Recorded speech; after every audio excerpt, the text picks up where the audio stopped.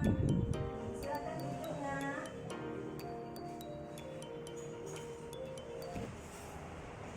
Sebelum konseling kita berdoa dulu ya. Iya. Berdoa mulai. Berdoa selesai. Coba anakku tangannya seperti ini. Kendalikan. Emosi. Kendalikan. Emosi. Kendalikan. Emosi. Semangat. Yes. Oke. Anakku, Bu Aini punya kata mutiara. Orang yang paling kuat bukan berarti orang yang menang dalam peperangan, orang yang menang dalam perlombaan, tetapi orang yang kuat adalah orang yang bisa mengendalikan emosi. Kata mutiara itu berasal dari hadis Nabi Muhammad SAW. Pada pagi hari ini kita melaksanakan konseling individu. Bu Aini sampaikan tujuannya, anakku bisa mengendalikan emosi agar dalam kehidupan, kemudian agar dalam pembelajaran bisa tercapai dengan baik. Kemudian tujuan khususnya, anakku bisa menganalisis emosi, kemudian apa itu pengendalian emosi. Yang kedua, anakku bisa mengubah pikiran-pikiran yang negatif menjadi pikiran yang positif. Pikiran yang negatif itu adalah pikiran yang tidak sehat, kemudian pikiran positif adalah pikiran yang sehat. Yang ketiga, agar dalam kehidupan setiap hari anakku bisa menjalankan tugas sebagai siswa, kemudian tugas sebagai bermasyarakat dengan norma-norma yang sudah ada. Itu tujuan khususnya. Kemudian dalam konseling individu ini ada asas-asas. Di antaranya yang pertama yaitu asas kerahasiaan. Kerahasiaan apa di sini? Kerahasiaan antara anakku dan Bu Aini, jangan sampai masalah yang kita florkan ini atau masalah yang kita bicarakan ini keluar dari tahap konseling ini, atau anakku ceritakan kepada teman-teman yang lain dan Bu Aini tidak akan menceritakan kepada teman-teman Bu Aini yang lain. Kemudian yang kedua, asas kesukarelaan. Apakah anakku ada paksaan menemui Bu Aini di sini? Tidak ada paksaan. Jadi sukarela. Bu Aini juga membantu menyelesaikan permasalahannya anakku yang berhubungan dengan apa? Pengendalian emosi. Iya. Jadi sukarela. Yang ketiga, keterbukaan. Apa saja yang dialami anakku dalam permasalahan pengendalian emosi ini, coba dikeluarkan, tidak ada yang disimpan. Mengapa? Nanti jika dalam pemberian solusi biar kita fair, tidak ada yang disembunyikan. Jadi masalah kita bicarakan di dalam proses konseling individu ini, kemudian kalau sudah selesai, anakku tidak ada beban, ya, itu namanya terbuka. Kemudian asas kekinian. Topik yang kita bicarakan ini yaitu pengendalian emosi, itu merupakan topik terkini. Kenapa? Pengendalian emosi itu merupakan ketika anak itu bergaul dengan siapa saja, mungkin ada gangguan, kemudian mungkin ada komunikasi yang tidak pas dengan diri kita, pasti ada gangguan emosi. Menurut anakku, apa sih emosi itu? Emosi adalah amarah yang ada di dalam diri kita. Emosi merupakan amarah yang ada di dalam diri kita. Amarah itu kira-kira mengarah kepada kebaikan apa keburukan?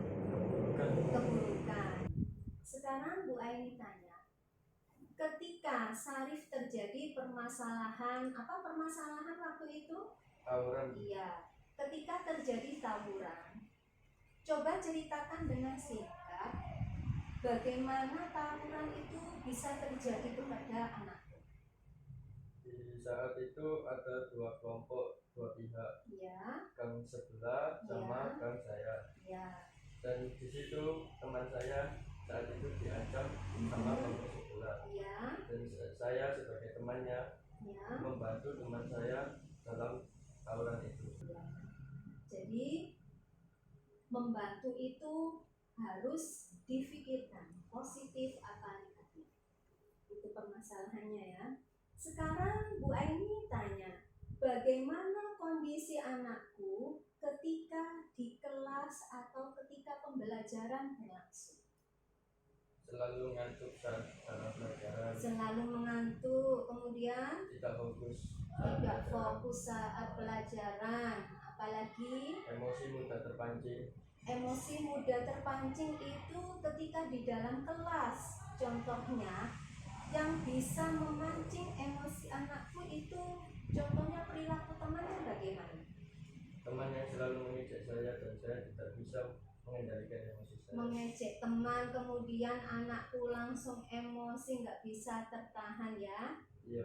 Dari apa yang anakku ceritakan tadi, Bu Eni bisa memahami permasalahan anakku, yaitu tidak bisa mengendalikan emosi ya.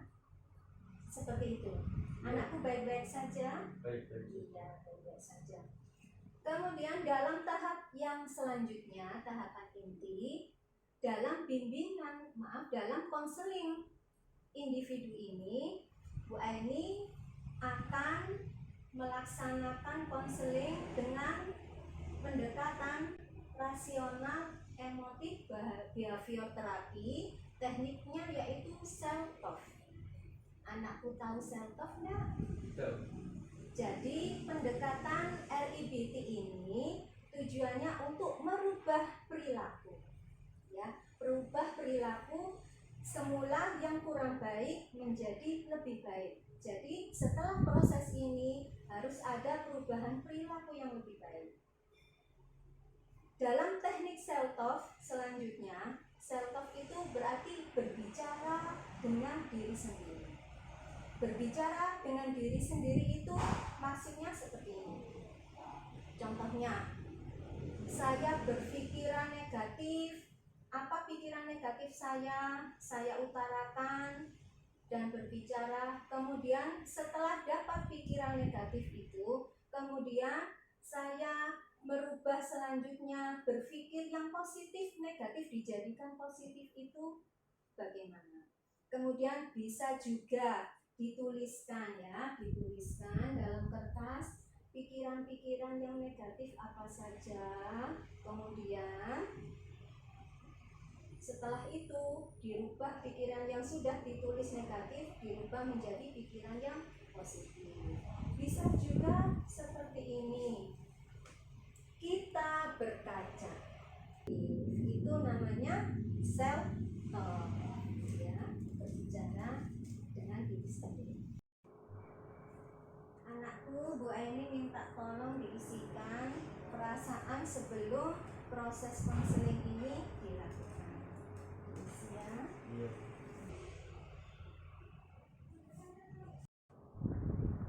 Sudah anakku ya. Sudah.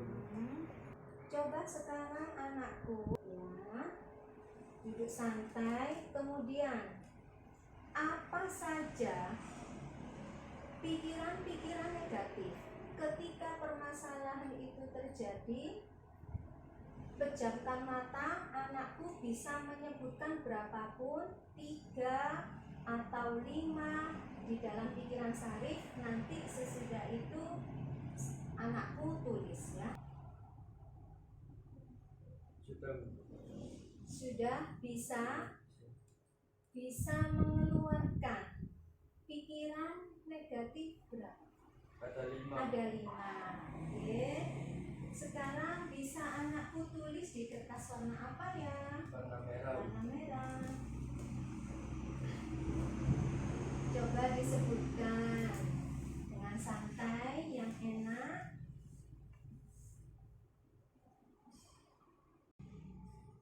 Sudah.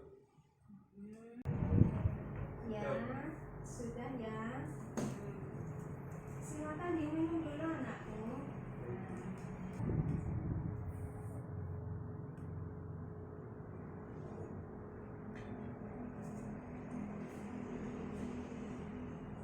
Bu Eni lihat hasilnya. Ini pikiran-pikiran negatif.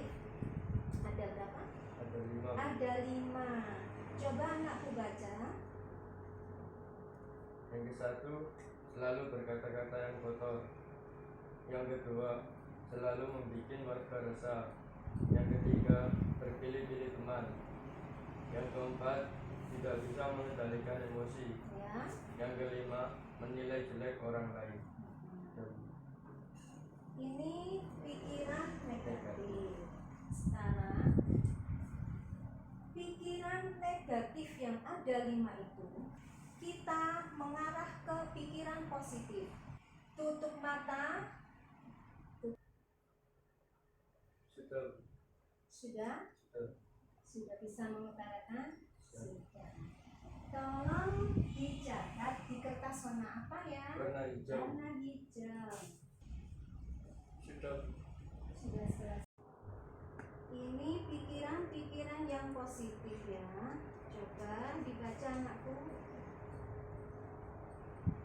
Yang ke-1, selalu berkata-kata yang baik dan bermanfaat. Ya. Yang kedua, warga menjadi nyaman dan damai. Ya. Yang ketiga, selalu berteman dengan siapapun. Ya. Yang keempat, bisa mengendalikan emosi dan tidak mudah terpancing emosi. Yang kelima, selalu berpikiran positif kepada orang lain. Ya. Sudah. Sudah.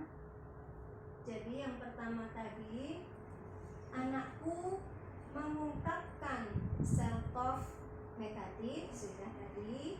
Kemudian menuliskan, tadi sudah di kertas warna merah, menuliskan. Kemudian mengubah dari negatif ke positif, ini sudah. Selanjutnya kita tetapkan self-talk yang positif yang akan kita ambil untuk dijadikan solusi penanganan masalah pada hari ini. Coba kira-kira dari 5 positif mana yang harus kita ubah bersama pada hari ini? Nomor 5, Apa itu? selalu berpikiran positif kepada orang lain. Ya. Jadi kita selalu berpikiran positif kepada orang lain. Sekarang ditulis pikiran yang kita tetapkan tadi, yang nomor 5. Tolong ditulis yang 5 tadi di kertas putih. Sudah. Coba lihat nak.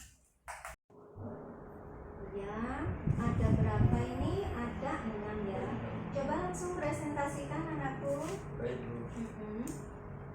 Yang ke-1, Ya, selalu tersenyum. iya. Yang kedua, berkata-kata yang baik. Bagus. Yang ketiga, selalu berbaur dengan teman-temannya. Ya, Yang keempat, selalu tertawa. bagus. Yang kelima, selalu berpikiran positif. Ya, Yang keenam, tidak mudah emosi. iya. Terima kasih. Bu Eni lihat lagi.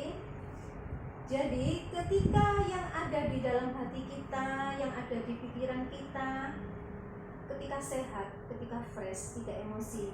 Yang pertama. Kemudian yang keempat, selalu tertawa. Tertawa itu sehat ya.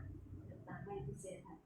Kemudian selalu berpikir positif, menganggap orang lain, oh, orang itu baik. Kemudian tidak mudah emosi, seperti contohnya tadi anakku kalau di dalam kelas, misalnya pensilnya, peralatan tulis apanya disembunyikan temannya, anakku gampang emosi ya. Jadi bisa mengontrol emosi dengan baik ya. Bu Eni bisa memberikan kesimpulan konseling hari ini, selalu berpikir positif dan sehat. Jangan menganggap orang lain remeh dan jangan menganggap orang lain itu jelek. Kalau Bu Eni tanya apa kesan dan pesan selama anakku melaksanakan proses konseling individu bersama Bu Aini di pagi hari, coba sampaikan anakku pesan dan pesan. Kesannya adalah saya sangat senang mengikuti konseling ini. Kenapa kok senang? Karena masalah yang saya alami Ya, sudah bisa terselesaikan iya. bersama.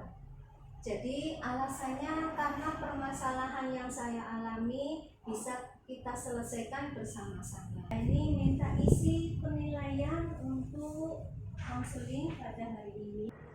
Cukup. Sudah. Terima kasih anakku. Anakku sudah mengisi lembar kepuasan proses konseling individu ini.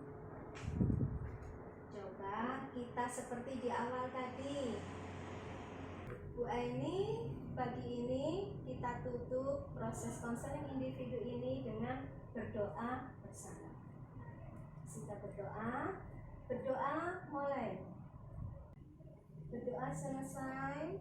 Terima kasih banyak. Semoga kehidupan perilaku Syarif dalam pembelajaran dan setiap harinya bisa berjalan dengan baik. Bu Aini amati bagaimana perilaku anakku setelah proses konseling. Terima kasih ya. Bu Aini antar ya.